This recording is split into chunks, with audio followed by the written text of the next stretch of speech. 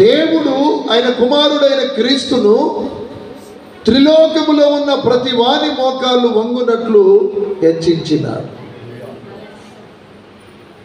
దేవుని ఎదుట తగ్గించుకున్నాడు, తండ్రి ఎదుట తగ్గించుకున్నాడు.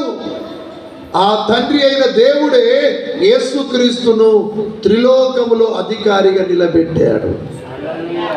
ఎవరైనా నీ దగ్గర మోకాలు వంగాల్సిందే, నా దగ్గర కాదు, నీ దగ్గర మోకాలు వంగాల్సిందే. ఈ రోజున నా దగ్గర తగ్గించుకున్న వాళ్ళనే గొప్పగా హెచ్చిస్తున్నా.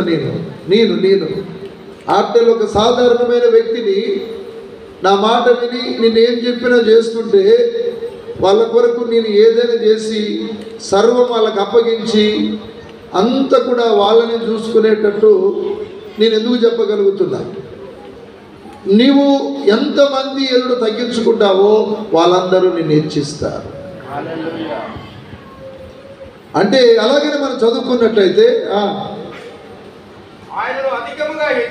చూడండి, దేవుడు ఆయనని అధికముగా హెచ్చించి ప్రతి నామమునకు, అంటే పేరు, ఈ ప్రపంచంలో ఎన్ని రకాల దేవతలు ఉన్నారో, ఎన్ని రకాల దేవుళ్ళు ఉన్నారో, ఎంతమంది రాజులు ఉన్నారో, ఎంతమంది అధికారులు ఉన్నారో, వాళ్ళందరి నామము కంటే పై నామముగా దేవుడు యేసుక్రీస్తుని హెచ్చించాడు. చెప్పకూడదా?